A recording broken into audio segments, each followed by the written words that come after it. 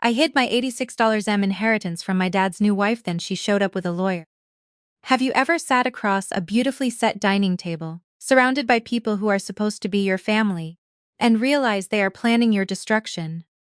I learned that lesson in the absolute harshest way possible.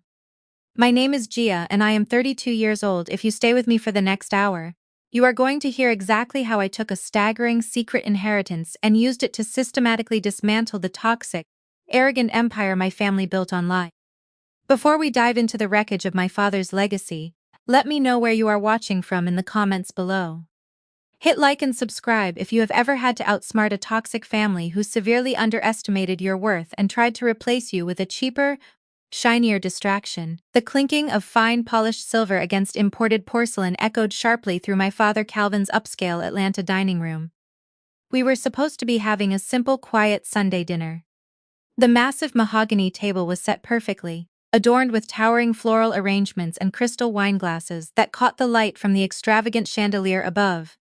Instead of a peaceful family gathering, Attorney Harrington, a man who looked like he billed by the absolute minute and specialized in high society intimidation, stood rigidly at the head of the table. He did not say a single word as he slammed a thick, imposing stack of legal documents down right next to my plate of roasted asparagus. The heavy thud made the crystal glasses rattle ominously. Veronica, my stepmother, took a slow, highly calculated sip of her expensive red wine. She wore a silk designer dress paid for by my father's manufacturing company and a smug, self-satisfied smirk she did not even try to hide. "Sign it, Gia," she said, her voice echoing coldly in the large room. "Trey and Chelsea are having a baby. They need that specific lot to build a custom mansion. You are single, you work too much, and you have no legacy to worry about. Just sign the deed to your mother's house." I stopped eating and stared at the thick legal packet sitting inches from my hand. My biological mother had left me that modest, beautiful house in her will before she passed away. It was my only tangible connection to her memory. When Veronica had aggressively moved into my father's life 10 years ago, she had methodically and ruthlessly erased every single trace of my mother. She replaced the old, cherished family photos with massive, gaudy portraits of her own son, Trey. Trey was 28, perpetually unemployed, and currently sitting across from me in a bespoke, tailored suit that my father had undoubtedly paid for. He was the definition of failing upwards, riding on Calvin's coattails while contributing nothing to society. Before I could even process the absolute breathtaking audacity of Veronica's demand, Chelsea leaned forward. Chelsea was Trey's wife, a 27-year-old white woman who had flawlessly perfected the dark art of weaponizing her own fragility. She placed a manicured, jeweled hand over her slightly rounded stomach and tilted her head, adopting a condescending, sickly sweet tone that immediately made my blood boil. "Gia, auditing supply chains does not pay very much," Chelsea said, her voice dripping with fake, suffocating pity. "We know you must really struggle to keep up with the property taxes on that old rundown place. I will personally give you $5,000 for moving expenses to help you out. Family requires sacrifice, right? You would be helping us build a real, proper future for your new niece or nephew." I looked at Chelsea in sheer disbelief. Her blonde hair was perfectly styled and she wore a massive diamond tennis bracelet that Trey had purchased using my father's business credit card. She loved to drop these little poisonous comments constantly and aggressively, reminding me of my supposed financial inferiority while she lived on my family's dime. $5,000 for a piece of prime real estate worth easily $500,000. It was beyond insulting. It was daylight robbery dressed up as charity. I slowly turned my gaze to my biological father, Calvin. He was sitting at the absolute head of the long dining table, occupying the seat of patriarchal power. The man who had raised me, the man who used to hold my hand and walk me to church every single Sunday when I was a little girl, refused to even look me in the eye. He focused on cutting his medium-rare steak with surgical precision, his jaw tense and his shoulders stiff. "Dad," I said, keeping my voice perfectly level, devoid of the emotional breakdown they were clearly hoping for. "Are you really going to sit there and let your wife's high-priced lawyer demand the only thing my mother left me?" Calvin finally stopped cutting his meat. He set his heavy silver knife down on the porcelain plate, but he still avoided my intense gaze.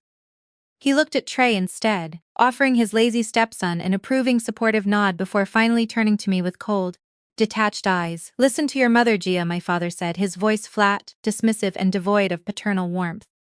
"Trey is an entrepreneur. He has big plans for his new startup and he needs a proper, expansive estate to entertain his wealthy investors.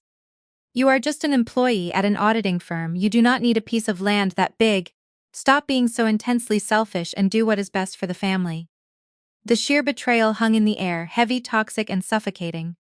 My father had chosen a shiny, manipulative new wife and a lazy, arrogant stepson over his own flesh and blood. He had chosen the flimsy illusion of high society wealth over his own held integrity.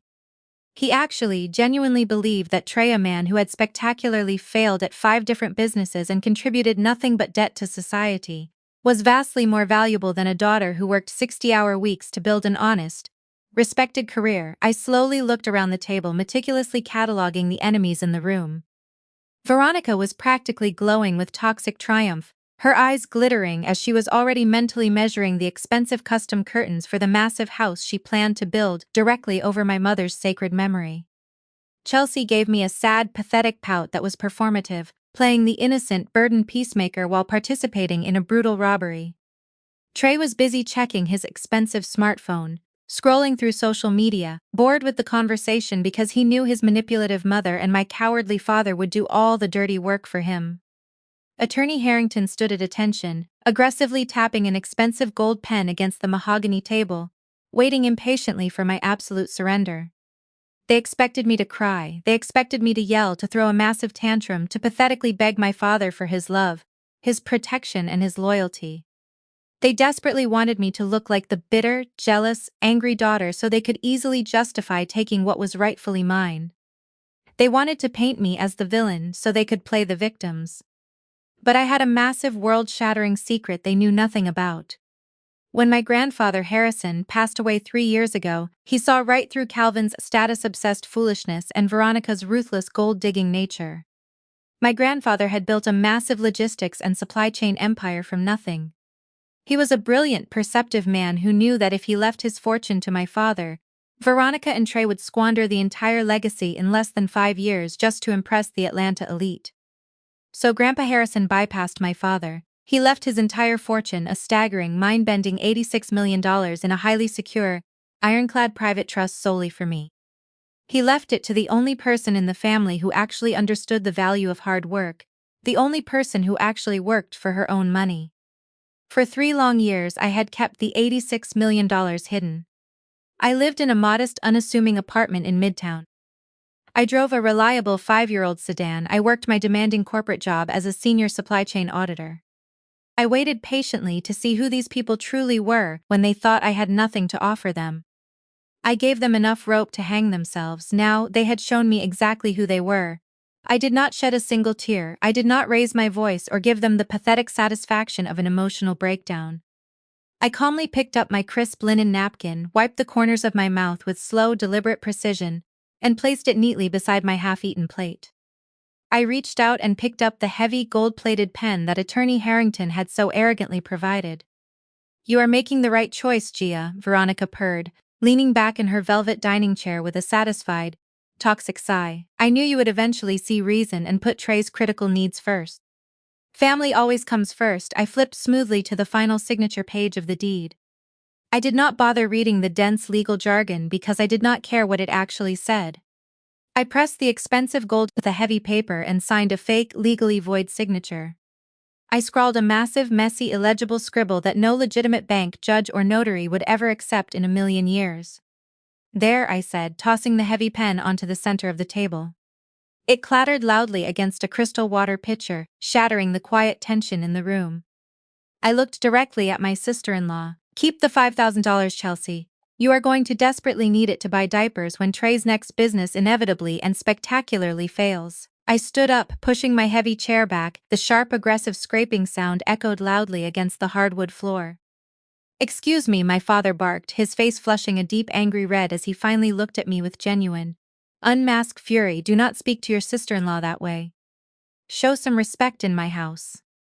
I looked down at the man who had traded his loyal daughter for a cheap country club membership and a younger, manipulative wife. "I have shown exactly the amount of respect this house deserves," I said smoothly, my voice as cold and hard as a diamond.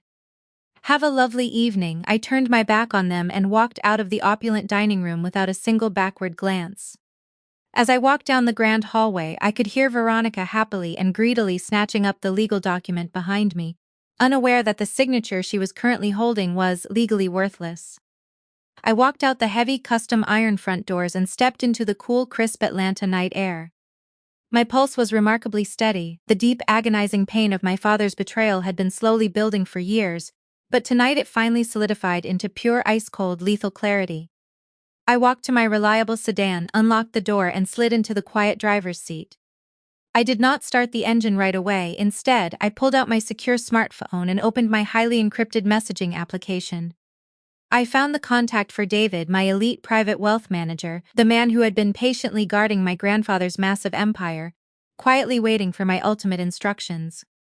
I typed a single decisive text message: activate Grandpa Harrison's 86 mil. It is hunting season. I hit send. I put the car in drive and pulled away from the sprawling, fake estate. They wanted to aggressively steal my mother's house to build a massive mansion of lies. They had no idea that I now possessed the raw, undeniable financial power to buy their entire world and burn it straight to the ground. The game had just begun, and they didn't even know they were playing. The atmosphere in the corporate offices of my elite supply chain auditing firm shifted noticeably by Tuesday morning. I had worked at this prestigious Atlanta firm for 5 rigorous years, building a solid reputation for absolute precision, grueling hours, and unshakable professionalism. Usually, my colleagues greeted me with warm smiles and friendly invitations to grab expensive coffee in the break room. Today, the hallways were unnervingly, deafeningly quiet as I walked to my desk. Administrative assistants avoided my gaze, looking down aggressively at their keyboards. Junior auditors suddenly found the carpet interesting when I passed by. I knew exactly how ruthless corporate environments operated, and this was the unmistakable, heavy silence of a massive scandal brewing just behind closed doors. I sat at my desk and opened my email, feeling the cold, harsh reality of my family's retaliation settling in. Veronica and Chelsea had not wasted a single second. They had quickly realized my signature on the deed was a worthless, mocking scribble, and their immediate response was a calculated, devastating, and vicious attack on the one thing I had built on my own: my professional career. Chelsea had always known exactly how to flawlessly play the dangerous game of high society networking. She came from a wealthy, connected family that held premium memberships at the most exclusive country clubs in Georgia, the exact same elite country clubs where the senior managing partners of my auditing firm spent their weekends aggressively closing multi-million-dollar deals over rounds of golf. Chelsea had used her privileged access to assassinate my character. She had approached the managing partners under the innocent guise of seeking professional advice, spinning a malicious and fabricated narrative. She played the fragile, terrified pregnant woman to absolute, undeniable perfection. She told them that her husband's sister me was dangerously unhinged. She falsely claimed that I harbored deep, aggressive racial hostility toward her because she was a white woman marrying into an affluent African-American family. She wept heavy tears of fake, theatrical distress as she accused me of aggressive, threatening behavior at private family gatherings. But the personal lies were not what poisoned the waters at my firm. Chelsea was manipulative, and she knew that personal family drama would not be enough to get a senior auditor fired. So, she added a massive, highly illegal corporate threat.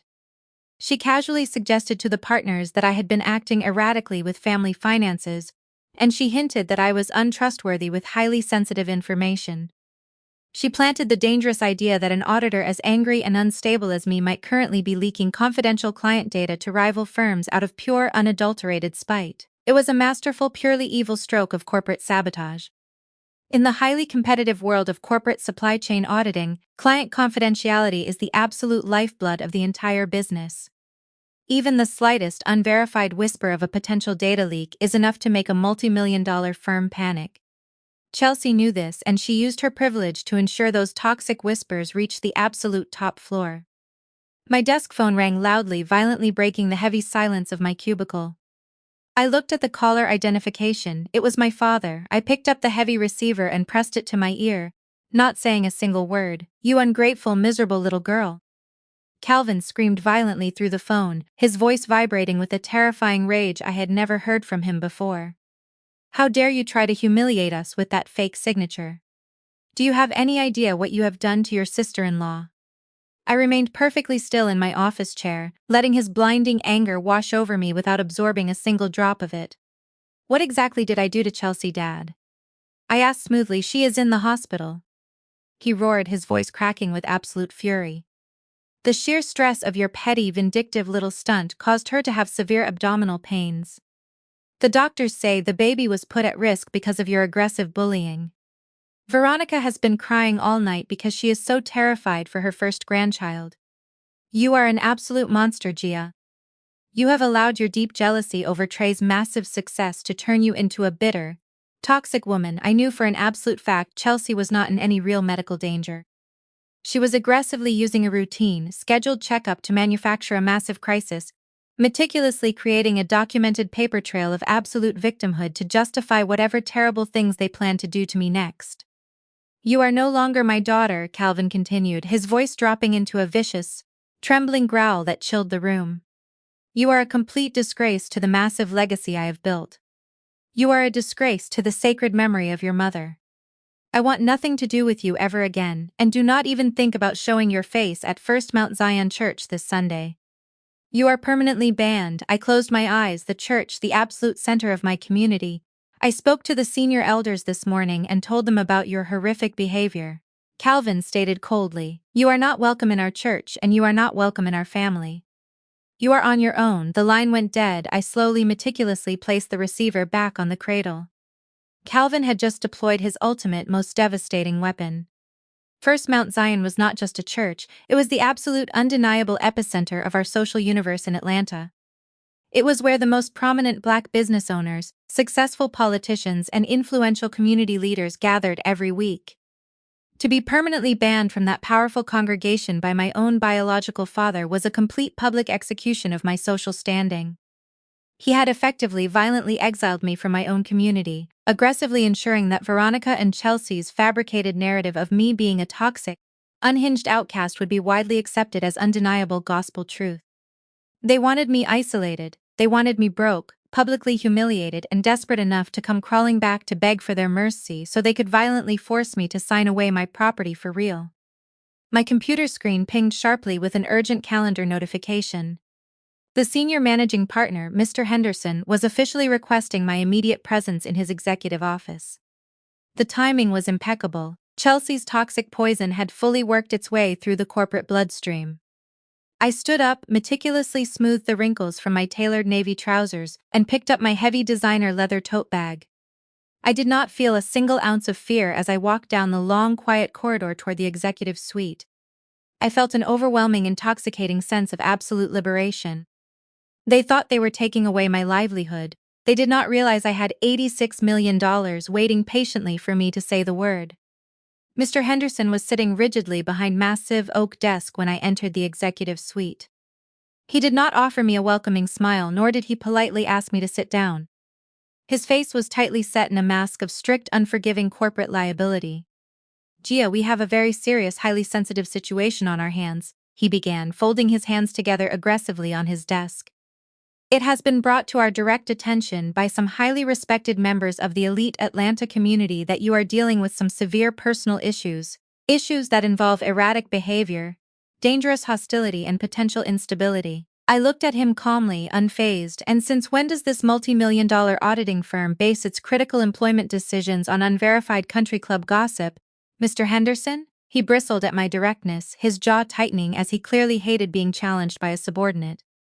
This entire firm relies on absolute trust, Gia. When we hear serious concerns that a senior auditor might be harboring intense resentment that could potentially compromise highly sensitive client data, we have to act. We simply cannot have a loose cannon handling the complex supply chains of Fortune 500 companies. So you are firing me based on a malicious rumor started by my perpetually unemployed stepbrother's manipulative wife? I asked smoothly, raising a single eyebrow.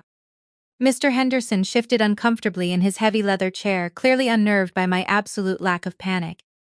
He had expected me to beg for my job. We are not officially terminating you today, he said carefully, reciting a script clearly provided by his legal team.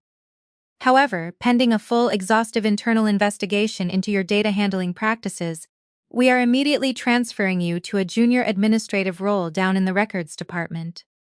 Your salary will be drastically adjusted to reflect this massive demotion, and you will be stripped of all client-facing privileges. It is the absolute only way we can protect the firm's pristine reputation while we aggressively look into these concerning allegations. It was a classic, predictable corporate maneuver. They wanted me to quit out of sheer embarrassment so they would not have to deal with a messy, wrongful termination lawsuit. Or they wanted to humiliate me into utter submission by putting an educated auditor in a windowless basement room filing meaningless papers. Veronica and Chelsea had orchestrated this destruction perfectly. They had meticulously designed a scenario where I would be publicly, professionally stripped of my dignity. I reached slowly into my heavy leather tote bag. Mr. Henderson watched me warily, perhaps expecting me to pull out a tissue to cry, or a notebook to start frantically arguing my case. Instead, I pulled out a crisp, perfectly sealed white envelope and placed it gently on the exact center of his mahogany desk. "You do not need to bother with an expensive investigation, Mr. Henderson," I said, my voice devoid of any emotion. "And you certainly do not need to adjust my salary. My formal resignation is inside that envelope, effective immediately." Mr. Henderson stared down at the crisp envelope, genuinely, profoundly stunned. He had fully expected me to fight desperately for my career. He had aggressively expected desperation. "Gia," he stammered, losing his polished corporate composure for a brief, satisfying second. "If you resign now, you realize you permanently forfeit your entire executive severance package. You are walking away from everything you have spent 5 years aggressively building here." "I am walking away from a firm that values country club whispers over 5 grueling years of flawless financial auditing," I replied, standing up straight. "I strongly suggest you look very closely at your own corporate supply chain, Mr. Henderson. You might soon find that you are the ones leaking value." I turned precisely on my heel and walked out of his executive office before he could formulate a pathetic response. I did not pack up my desk. I did not say a tearful goodbye to the cowardly colleagues who had spent the entire morning avoiding my gaze. I simply walked confidently to the elevator, pressed the button for the lobby, and left the towering glass building forever. The heavy glass doors slid smoothly shut behind me, severing my ties to the only life I had known for the past 5 years. I was officially unemployed, disowned by my father, and socially exiled from my church community. And I had never felt more powerful in my entire life. Later that exact same afternoon, while I was breathing the crisp, free air of my new reality, Veronica was busy securing her false toxic victory. She hosted a lavish, aggressively catered garden party at my father's sprawling estate. The meticulously manicured lawns were covered in towering white floral arrangements, and waiters circulated endlessly with trays of expensive vintage champagne. She had exclusively invited the most influential women from our church congregation and the absolute elite circles of Atlanta high society. The ostensible purpose of the expensive party was to loudly celebrate Trey's supposed latest business milestones. In harsh reality, Trey had not achieved a single milestone. His fake startup had produced nothing but crushing debt, but Veronica desperately needed to aggressively maintain the heavy illusion of extreme, undeniable generational wealth. More importantly, she needed a massive captive audience stage to finalize my public destruction. As the wealthy guests sipped their expensive drinks under the warm Georgia sun, Veronica held court aggressively near the massive marble fountain. She flawlessly adopted a tone of profound, heartbroken maternal concern as she loudly whispered her vicious lies to the highly attentive crowd. "It just breaks my heart to see Calvin so devastated." Veronica sighed loudly, dabbing the corner of her perfectly dry eye with an expensive lace handkerchief. "We tried so hard to help Gia, we really truly did, but she has become so terribly bitter and toxic." She violently, verbally attacked poor Chelsea, putting the precious baby at risk.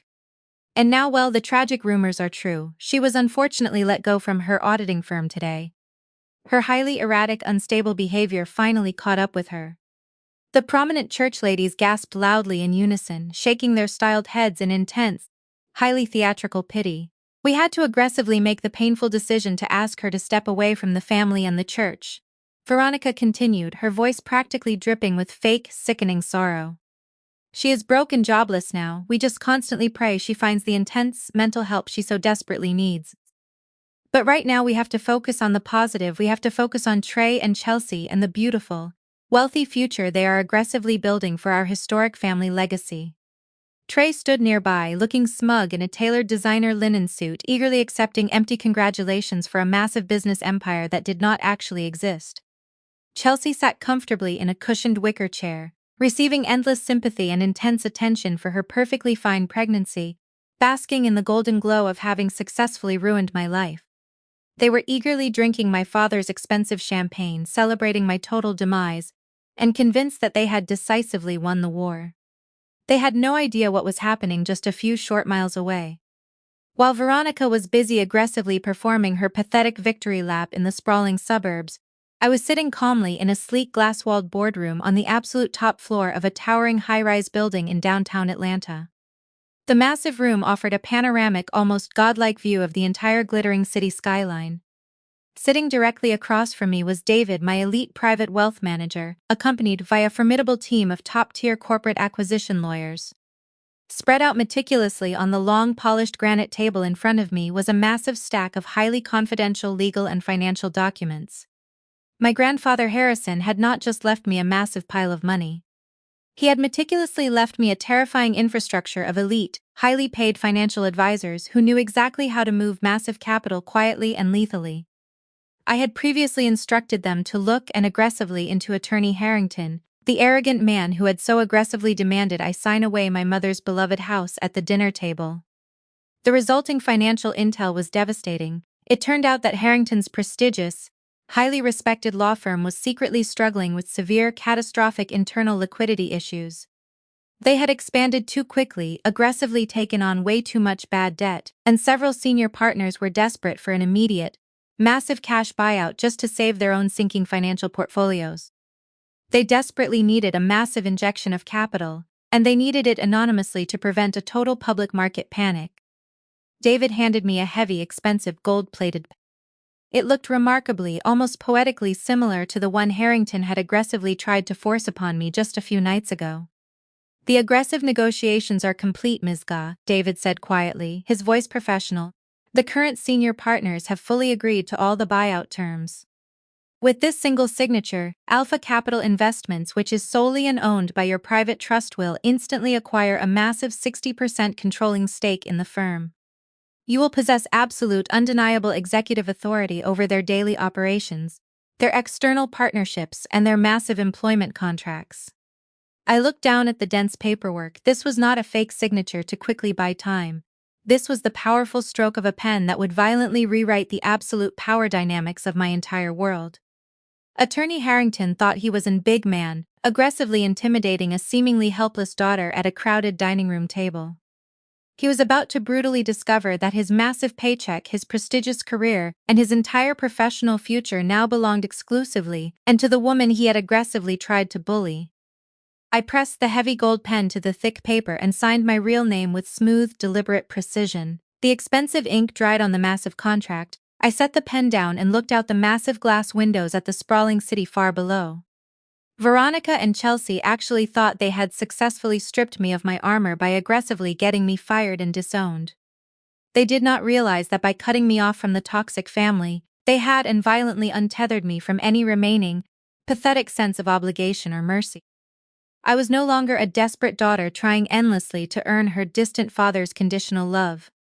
I was an apex predator with unlimited financial resources, and they were swimming in dark waters I now controlled. The ink on the massive law firm acquisition was barely dry when I officially summoned the core intelligence unit of my massive private trust to a highly secure location. I did not just want to own Attorney Harrington and his arrogant partners. I desperately wanted to flawlessly map every single hidden financial vulnerability in my family's entire fake architecture. I aggressively directed my elite lead forensic accountant David to immediately execute a devastating shadow audit on Trey and Calvin. My grandfather had built his massive empire on complex logistics and massive global supply chains, which meant his private trust employed highly trained investigators who could effortlessly trace a single stolen dollar through an impossible maze of offshore accounts and complex shell companies. We sat silently in the dimly lit conference room of my newly acquired massive office building, the sprawling, glittering Atlanta skyline glowing brilliantly behind the large digital presentation screen. David smoothly pulled up the first complex set of financial flowcharts, his face devoid of emotion. The financial data was worse than I could have ever possibly imagined. Trey had been parading around Atlanta as a brilliant, highly successful tech entrepreneur, wearing expensive bespoke linen suits and constantly leasing massive luxury vehicles that he aggressively parked prominently at the exclusive country club. Veronica had aggressively and flawlessly marketed him to the entire elite community as the undeniable next big global innovator in the massive logistics software space. The brutal, undeniable truth rapidly displayed in stark red numbers on the massive projector was that Trey was aggressively running a textbook, highly illegal Ponzi scheme. His highly touted, massively hyped startup had no actual working product.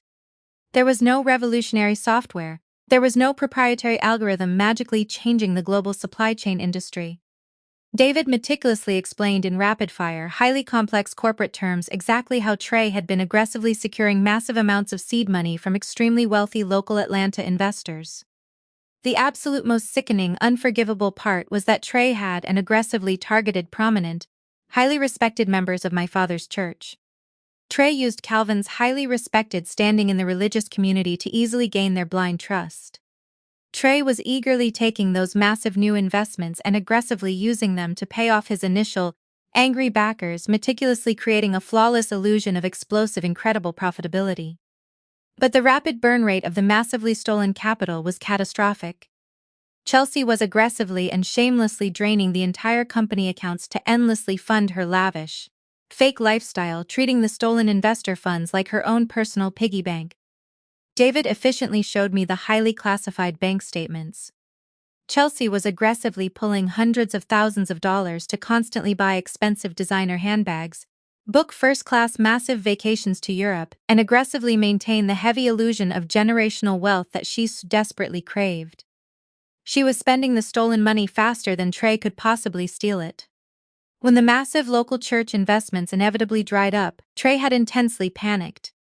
David clicked the remote to the devastating next slide, rapidly revealing the dark, desperate underbelly of Trey's fake empire. To desperately keep the massive scheme afloat and hide the missing funds from his angry investors, Trey and Chelsea had aggressively taken out massive high-interest loans from predatory private equity lenders. These were not standard, highly regulated corporate bank loans. These were aggressive, ruthless shadow lenders who demanded exorbitant, massive collateral and charged daily, rapidly compounding interest. The total massive accumulated debt sat at a staggering $12 million. I stared intently at the massive number glowing brightly on the screen. $12 million of pure unadulterated fraud. Trey was not a misunderstood, struggling entrepreneur. He was a reckless, highly dangerous criminal rapidly teetering on the absolute, highly dangerous edge of a massive federal indictment. And Chelsea, the toxic woman who had spent the last 2 miserable years mocking my salary as a legitimate corporate auditor, was quite literally wearing stolen money aggressively on her wrists and endlessly parading it around my father's expensive house. But predatory shadow lenders do not hand over $12 million to a failed startup founder without ironclad, massive guarantees. Trey had no actual legitimate assets to aggressively pledge. His cars were leased and his massive lifestyle was rented. I leaned forward slowly, resting my hands on the cool, massive granite table. Who aggressively co-signed the massive shadow loans, David? I asked, though a familiar, sickening realization was already rapidly settling deep in my stomach. David did not say a single word. He simply aggressively clicked the remote again, bringing up the highly scanned massive collateral agreements directly from the ruthless lenders. My sharp breath caught in my throat. There, at the bottom of the massive predatory loan documents, was my biological father's unmistakably clear signature. Calvin had not just aggressively co-signed the massive, highly dangerous, high-risk loans. He had and leveraged everything he had ever aggressively owned to bail out a useless stepson who aggressively manipulated him. The dense documents aggressively detailed exactly how Calvin had put up the valuable deed to his massive manufacturing factory, the massive business he had proudly spent 30 long years building from the absolute ground up as the absolute primary, undeniable collateral. But the massive factory's current precise market valuation was not nearly enough to aggressively cover the massive $12 million margin. So, and manipulated by Veronica's toxic fake sweet-talking and aggressively fake tears about Trey's fake bright future, Calvin had crossed an unforgivable line that would aggressively destroy his absolute life. He had illegally pledged the absolute sacred employee pension funds of his loyal factory workers as the absolute massive secondary collateral. My supposed father, a hypocritical man who stood proudly at the elevated pulpit of First Mount Zion Church every single Sunday and aggressively preached to the devoted congregation about absolute integrity and intense hard work, had embezzled the sacred retirement savings of his own loyal employees. He did it all to and fund the lavish, fake lifestyle of a lazy stepson who viewed him as nothing more than a convenient bank account. Veronica had clearly convinced Calvin that it was simply a temporary bridge loan. She aggressively promised him that Trey's fake company was aggressively weeks away from a massive buyout. Calvin was arrogant enough to believe it. My father was now legally on the hook for wire fraud, severe embezzlement, and catastrophic financial misconduct. The massive ultramodern boardroom was dead silent.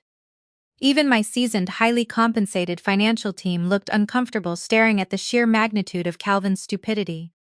David cleared his throat loudly, closing the digital financial ledger on his tablet. "Gia," he said carefully, keeping his tone perfectly neutral and devoid of judgment. "This is severe federal crime territory. When these predatory lenders call in the massive debt, and they will, because Trey has missed the last 3 monthly payments, your father will lose the manufacturing factory immediately. The Department of Labor will launch a massive federal investigation into the missing employee pensions. Calvin will face significant federal prison time, given that he is your biological father. Do you want us to send a quiet anonymous warning to his legal team? We could give him a slight desperate head start to liquidate his personal assets and try to settle out of court." I sat back in my plush leather executive chair, letting the suffocating silence stretch out across the vast room. I thought about the elegant dining table from a few short nights ago. I thought about how my biological father had looked me dead in the very eye, and coldly told me to sign away my late mother's sacred memory just so his useless stepson could build a massive, custom mansion. I thought about how effortlessly he had discarded me, aggressively banned me from my own cherished community, and cowardly allowed his new wife and Chelsea to systematically destroy my hard-earned corporate career just to protect their fragile, highly toxic egos. He had deliberately chosen his new fake family over his own flesh and blood without a single second of hesitation. I looked David dead in the eye. "No," I said, my voice as cold as absolute zero. He aggressively made his bed. "Let them sleep in it." David nodded slowly, professional, waiting for my next massive instruction. I tapped my perfectly manicured fingers against the polished granite table, a new ruthless strategy rapidly forming in my brilliant mind. "Those predatory lenders are likely nervous about the missed payments right now," I said clearly to the room. "They know Trey is a massive toxic liability, and they know foreclosing on a massive commercial factory and aggressively fighting the federal government over stolen union pension funds is a messy, highly public and expensive legal battle. They would much rather have clean, untraceable cash in their hands today." I stood up slowly and walked over to the floor-to-ceiling glass window, looking down at the sprawling, busy city traffic far below. "Contact the private equity lenders immediately," I ordered. "Have Alpha Capital aggressively offer to buy up the entirety of Trey and Calvin's toxic debt portfolios today. Offer them 80 cents on the dollar for an immediate, unconditional cash buyout. They will take the aggressive deal instantly just to offload the toxic radioactive risk from their own financial books." David began typing rapidly on his secure, highly encrypted tablet. "And once Alpha Capital owns the massive $12 million debt?" he asked. "Once Alpha Capital owns the debt," I replied, my sharp tone leaving no room for debate, "we aggressively become their sole undeniable creditor. I want the massive debt transferred quietly and swiftly. Issue no press releases, send 0 early notifications to Calvin or Trey until the dense legal paperwork is perfectly sealed and irreversible." They thought they could successfully strip me of my resources and aggressively leave me homeless. They were about to brutally find out that I quite literally owned the very ground they walked on.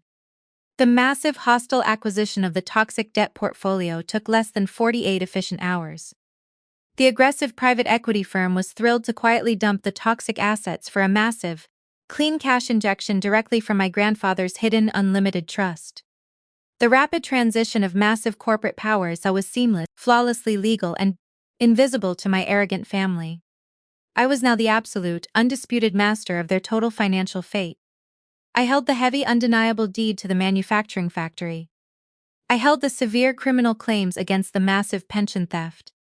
I held the terrifying power to destroy their entire fake curated empire with a single, simple phone call. While I was meticulously aggressively arranging the massive devastating pieces of their total, absolute destruction on a corporate chessboard, Chelsea was oblivious, living in her highly curated, fake bubble of absolute delusion. Ignorant to the absolute fact that her useless husband's entire business was an active, highly radioactive federal crime scene, she was busy pouring the absolute last remaining drops of their stolen money into a massive, useless vanity project. Sitting comfortably in my brand new massive executive office, I slowly opened my personal social media account. My curated feed immediately rapidly populated with a brand new, highly filtered video directly from Chelsea. She was aggressively broadcasting live from the lavish decorated living room of my father's sprawling estate. She was surrounded by massive, expensive white floral arrangements and a highly coordinated team of expensive professional caterers, rapidly setting up for a massive upcoming event. She was wearing a glittering, expensive designer gown, holding a massive glass of highly expensive vintage champagne, and smiling brightly directly into the phone camera. She was loudly announcing the upcoming massive launch of her fake multi-million-dollar luxury cosmetics brand. She twirled in front of the expensive camera, deliberately and aggressively showing off her prominent baby bump, speaking directly and loudly to her thousands of local followers in Atlanta. "I am just so truly blessed," Chelsea crooned into her expensive phone, her voice dripping with that signature, artificial sweetness she always aggressively used to mask her deep cruelty. "God really truly rewards those who aggressively put family first. Building this incredible beauty empire has been my absolute lifelong dream, and I am so excited to aggressively launch it with a massive, incredible gala at the massive Ritz-Carlton next week."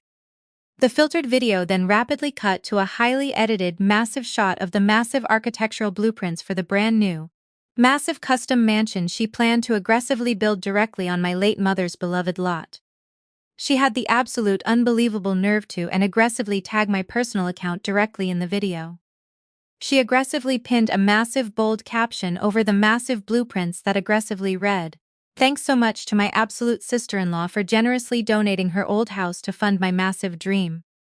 Real absolute families lift each other up." She was openly aggressively mocking me.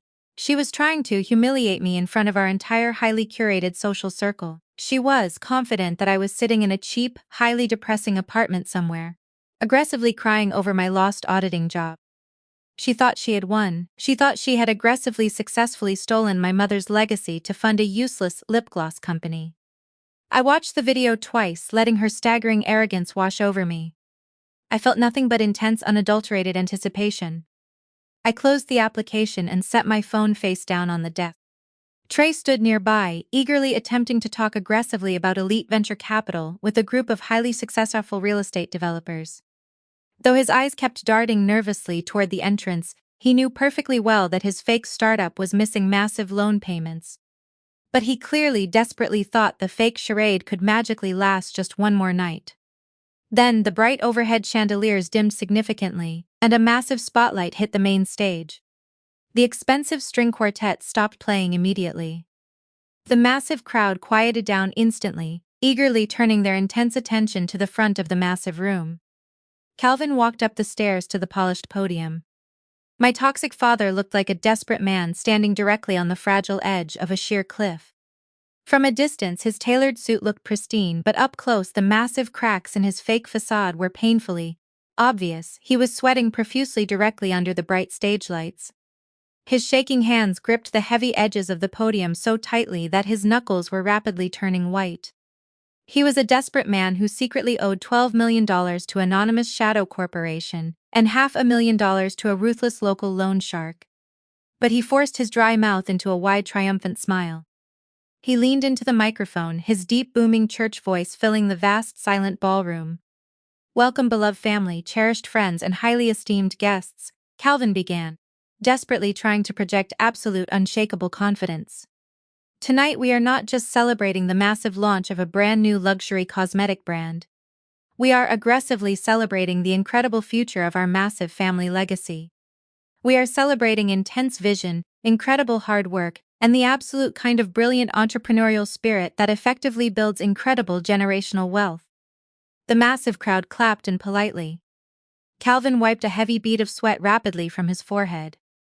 He aggressively gestured grandly toward the prominent front table where Trey and Chelsea were sitting like royalty. My brilliant son Trey and his beautiful brilliant wife Chelsea are the absolute undeniable saviors of the entire family legacy, Calvin declared loudly, his voice echoing aggressively through the massive speakers. They represent the absolute very best of us. They understand that true success requires complete unity and heavy sacrifice. Calvin paused, his desperate eyes slowly scanned the dark, crowded corners of the massive ballroom, and suddenly his gaze locked in directly onto mine. He had easily spotted me standing perfectly still near the heavy back doors, casually holding my crystal champagne glass. For a tiny fraction of a silent second, raw, terrifying panic flashed across his sweating face. He had not expected me to get past security. He had expected me to be shivering pathetically in the kitchen hallway. But Calvin was too arrogant to back down in front of a massive elite audience. He decided to use the massive microphone to violently crush me, desperately hoping to effectively secure his complete dominance in front of his wealthy peers. You know, building a successful family empire is like tending to a massive, great oak tree. Calvin continued loudly, keeping his terrified eyes fixed coldly on me while speaking directly to the massive crowd. Sometimes a healthy family must brutally cut off a dead toxic branch so the real delicious fruit can grow. You have to remove the terrible bitterness and the incredible failure from your successful life to aggressively protect the amazing ones who are actually producing massive value. We have aggressively done that, and just look at how beautifully we are blooming today. A low, intense murmur rippled quickly through the massive crowd.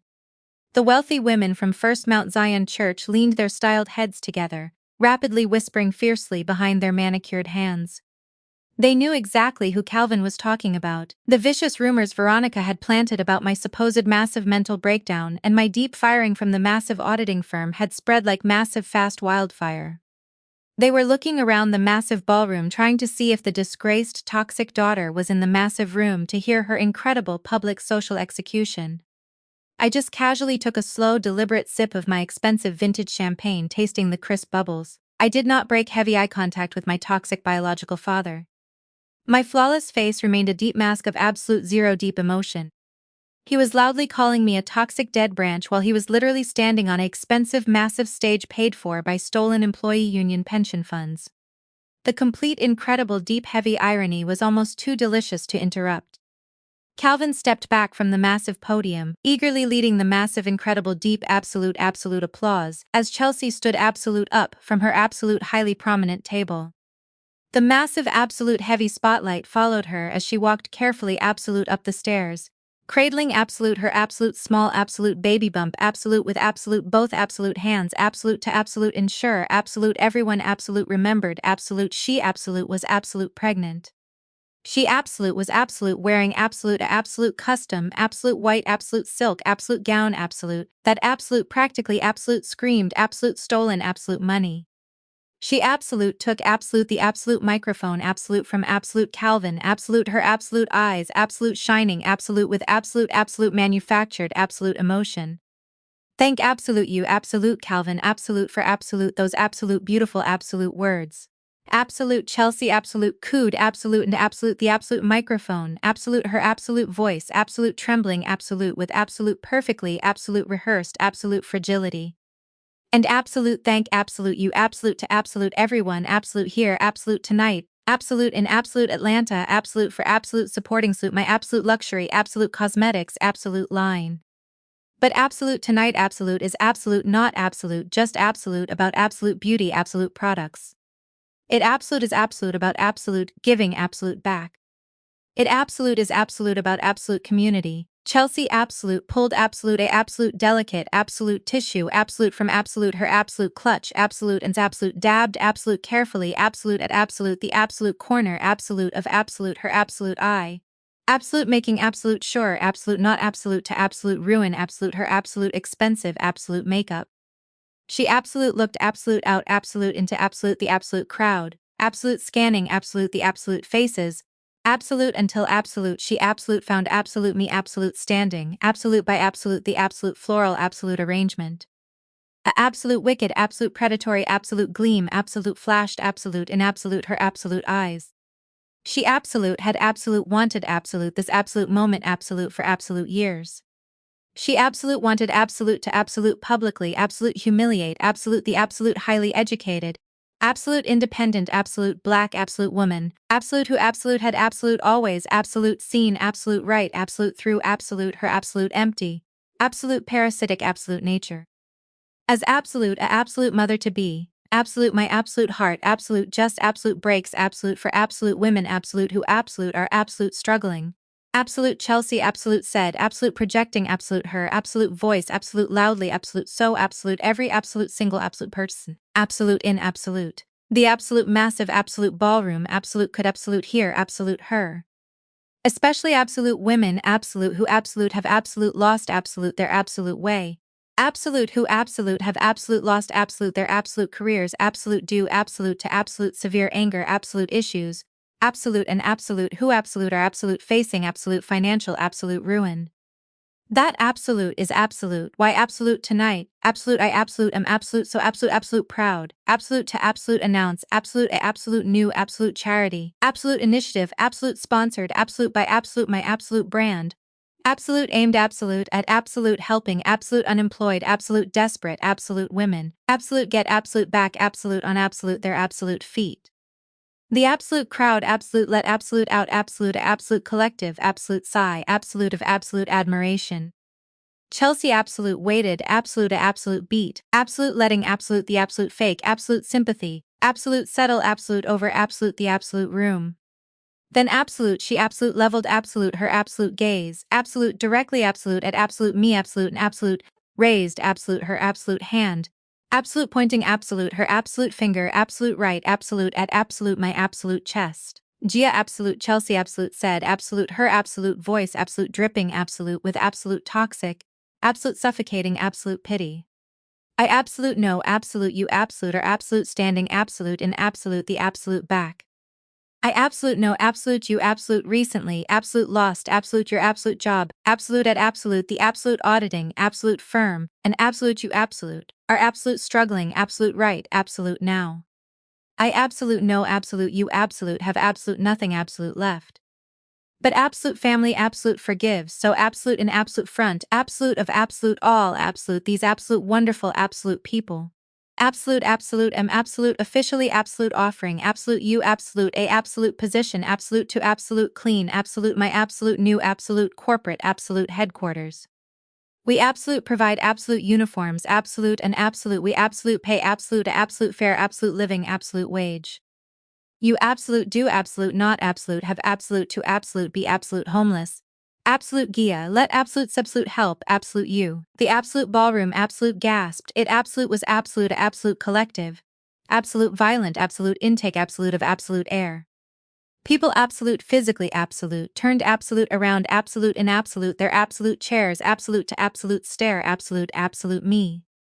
A absolute few absolute of absolute trays absolute arrogant absolute country absolute club absolute friends absolute actually absolute snickered absolute out absolute loud. Veronica absolute was absolute practically absolute vibrating absolute with absolute wicked absolute satisfaction absolute at absolute the absolute front absolute table. A absolute hands absolute clasp absolute together absolute in absolute pure absolute joy. They absolute had absolute done absolute it. They absolute had absolute delivered absolute the absolute ultimate. Absolute crushing absolute public absolute humiliation. They absolute had absolute offered absolute the absolute highly absolute educated absolute supply absolute chain absolute auditor absolute job absolute scrubbing absolute toilets absolute for absolute fake absolute lip absolute gloss absolute company. Chelsea absolute stood absolute on absolute the absolute stage absolute lowering absolute the absolute microphone. Absolute smug absolute victorious absolute smiles absolute plastered absolute across absolute her absolute face. She absolute waited absolute for absolute me absolute to absolute break. She absolute waited absolute for absolute me absolute burst absolute into absolute tears absolute and absolute run absolute out absolute of absolute the absolute ballroom absolute in absolute shame. Absolute proving absolute to absolute everyone absolute that absolute I absolute was absolute exactly absolute the absolute broken. Absolute unstable absolute failure absolute they absolute claimed absolute I absolute was. I absolute did absolute not absolute run. I absolute did absolute not absolute cry. I absolute slowly absolute lowered absolute my absolute champagne glass absolute taps absolute sitting absolute waiters absolute tray. I absolute reached absolute into absolute my absolute jacket absolute pocket absolute and absolute checked absolute the absolute time absolute on absolute my absolute phone. It absolute was absolute exactly absolute 8. I absolute looked absolute back absolute up absolute at absolute the absolute stage absolute and absolute smiled. It absolute was absolute not absolute a absolute friendly absolute smile. It absolute was absolute the absolute smile absolute of absolute absolute predator absolute watching absolute absolute trap absolute spring absolute shut. Before absolute I absolute could absolute even absolute open absolute my absolute mouth absolute to absolute answer absolute. Chelsea's absolute insulting absolute offer. Absolute a absolute sound absolute like absolute a absolute thunderclap absolute shattered absolute the elegant absolute atmosphere. Absolute of absolute the absolute gala. The absolute heavy absolute solid absolute mahogany absolute doors absolute the absolute very absolute back absolute of absolute the absolute ballroom absolute did absolute not absolute just absolute open. They absolute were absolute violently, absolute thrown absolute apart, absolute slamming absolute against, absolute the absolute hotel absolute walls absolute with absolute a absolute deafening absolute crash. The string quartet shrieked to a halt, the cellist dropping his bow in shock. The wealthy guests jumped in their seats turning around in absolute terror. A massive squad of men in dark tactical suits marched into the ballroom. They moved with terrifying coordinated precision ignoring the luxurious setting. Their jackets were unbuttoned, revealing the unmistakable glint of federal badges and service weapons resting securely on their belts. They were armed financial fraud investigators from the Federal Crimes Unit, flanked tightly by armored Atlanta Police Department tactical officers. Behind them walked a team of elite stone-faced bank executives carrying locked metal briefcases. And right in the absolute center of this terrifying formation, sweating through his expensive tailored suit, looking like a man walking directly to the electric chair, was Attorney Harrington. His face was the color of wet ash, his hands were shaking so violently he could barely hold the thick stack of legal folders pressed desperately against his chest. The silence in the massive ballroom was absolute and suffocating. Nobody dared to move, nobody dared to breathe. The federal agents fanned out, securing every single exit in the room, their eyes scanning the crowd with cold, lethal authority. Calvin stood frozen on the stage, all the remaining color draining from his face as he stared at the federal badges. The illusion of the wealthy, perfect family empire shattered into a million tiny, irreparable pieces in a single second.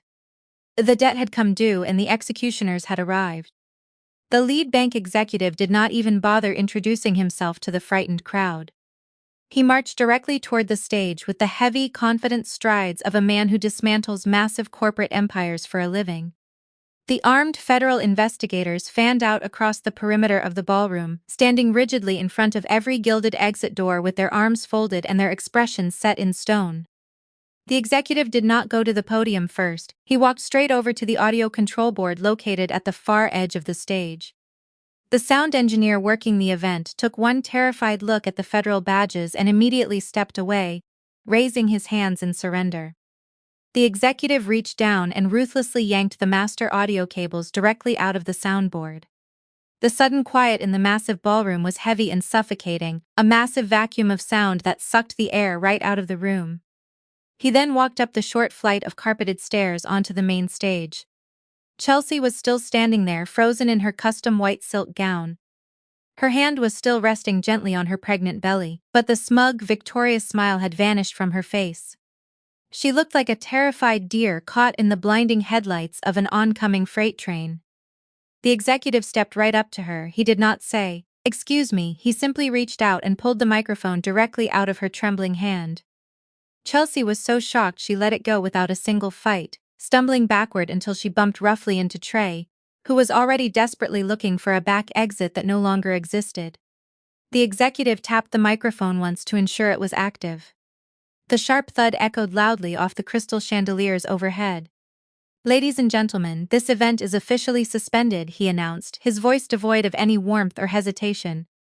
"By direct order of Alpha Capital Investments, all financial assets, properties and corporate business entities belonging to Calvin, Veronica and Trey are effectively frozen as of this exact minute due to suspected federal wire fraud, money laundering, and severe financial misconduct. A collective massive gasp ripped violently through the audience. The prominent politicians and wealthy church elders who had just been clapping loudly for Calvin were now staring at him in absolute, unfiltered horror. They began shifting their expensive chairs away from the front tables, trying to physically distance themselves from the radioactive scandal that had just dropped into the room. Veronica snapped aggressively out of her paralyzed state.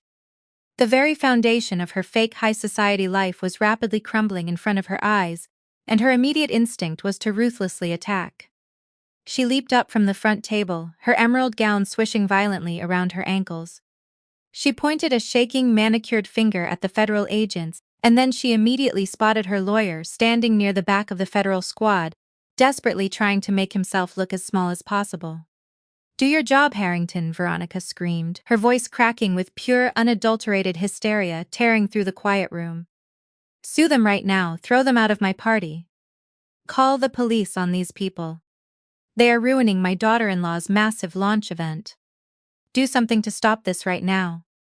Veronica fully expected her high-priced aggressive attorney to rapidly step forward and legally shield her from the disaster. She expected him to start loudly quoting corporate law and threatening the bank executives with massive, crippling lawsuits. She expected him to quickly fix it, just like he always fixed their massive messes, smoothly covering over the ugly truths with heavy payments and aggressive legal threats. But Harrington did not move to protect her. Attorney Harrington was currently dripping with a cold, terrified sweat. He looked like a man who had just looked directly into the abyss and instantly realized the abyss securely owned his massive mortgage, his prestigious career, and his entire future. Harrington stepped slowly away from the armed federal agents. He walked right past Veronica, who was still aggressively screaming demands at him, her face turning a deep, mottled shade of purple. He walked directly past Trey, who was backing away into the deep shadows of the stage, desperately trying to hide his face from the intense fraud investigators. Harrington walked slowly and deliberately down the absolute center aisle of the ballroom. The elite crowd rapidly parted for him in dead silence, watching his every frantic move. He did not go to the main stage to defend his guilty clients. He walked all the way to the absolute back of the room, stopping directly in front of the massive floral arrangement where I was standing. I did not move a single muscle. I just stood there perfectly still in my $15,000 custom Tom Ford suit, holding my empty crystal champagne glass, looking down at the arrogant man who had tried to ruthlessly bully me into signing away my mother's beloved house just a few short days ago. Harrington stopped. He lowered his heavy head right there in the absolute middle of the Ritz-Carlton ballroom, directly in front of every single wealthy elite in Atlanta. Attorney Harrington bowed his entire head in absolute humiliating submission. His hands were visibly shaking so violently that the thick black leather binder he was holding rattled loudly and audibly in the quiet room. "Ms. Gia, the massive asset seizure documents you requested are ready for your final executive review," he said, his voice shaking so badly it barely carried over the dead silence of the massive room. "I apologize for my previous unacceptable disrespect at the dining table last week. Please do not fire me." The entire massive ballroom fell into a dead, terrifying silence. The words echoed violently in the shocked minds of everyone present. The highly aggressive, prestigious attorney representing the massive family was, physically bowing to the disgraced daughter, begging desperately for his massive job, and handing her the heavy legal documents to seize her own biological father's assets. The wealthy church ladies, who had been whispering about my massive fake downfall, were staring with wide, frightened eyes. They were processing the impossible reality that the quiet woman they thought was a broke, unemployed corporate auditor was actually the absolute apex predator of the massive financial food chain. Up on the stage, Calvin lost his entire fragile grip on reality. His shaking legs seemed to give out beneath him, and he stumbled against the wooden podium. He stared at me, his eyes wide with a horrific, crushing realization. The daughter he had just publicly called a toxic dead branch on a massive microphone was the anonymous alpha capital predator who had successfully bought his entire life. The massive loans, the heavy factory, the stolen pension debts, all of it belonged to me. Chelsea let her contoured jaw hit the absolute floor.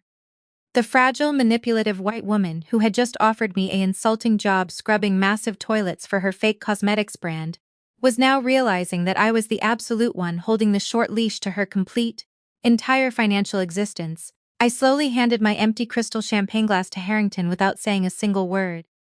I reached out and took the thick leather binder from him, feeling the satisfying, incredible weight of the massive legal documents that transferred their entire world directly into my exact name. I stepped away from the massive floral arrangement and walked down the absolute center aisle toward the stage. My incredible custom heels clicked sharply against the heavy hardwood floor. I walked up the carpeted stairs to the massive main stage, ignoring Calvin, who was still staring at me with his massive mouth hanging open. I walked perfectly directly up to the lead active bank executive.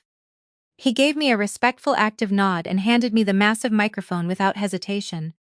I turned perfectly to face the massive crowd, looking down at the massive sea of terrified faces.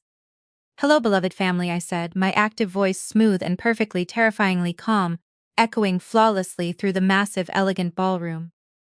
"Let us talk about my massive $86 million inheritance, shall we?" The massive number hung directly in the air of the Ritz-Carlton, pressing down on the complete chests of everyone in the room. I stepped away from the active bank executive and paced slowly across the wide, polished stage. For years you all thought Grandpa Harrison was just a quietly old man. You thought he did not notice how Calvin spent the family logistics money to buy the respect of people who never cared about him. I snapped my fingers, signaling my financial team. Immediately, the massive projector screens illuminated, bathing the dark ballroom in a harsh white light. "Allow me to introduce you to Trey's brilliant startup," I said, gesturing toward the glowing screen. "What you are looking at is a $12 million debt statement. Trey has been running a massive Ponzi scheme, stealing money from the people sitting in this room." The crowd erupted, but wait, I continued. "When Trey failed, Calvin pledged his factory and his employees' retirement pensions." The second slide appeared, showing Calvin's signature. The room roared with fury. Chelsea dropped to her knees. "The baby!" she shrieked, faking intense labor. I walked down and stood over her. "You are in debt, Chelsea, not in labor, and federal fraud warrants do not offer maternity leave." The agents moved in. The heavy steel cuffs clicked shut on Trey and Chelsea. They instantly turned on each other, screaming vicious insults as they were violently dragged out. Calvin crawled to my feet, weeping and begging for forgiveness. "Keep the $5,000, Dad," I said coldly. "You are going to need it for your defense lawyer." I walked out of the ballroom. If you ever have to deal with a toxic family, remember this: never beg for a seat at a table you can afford to buy. Like and subscribe.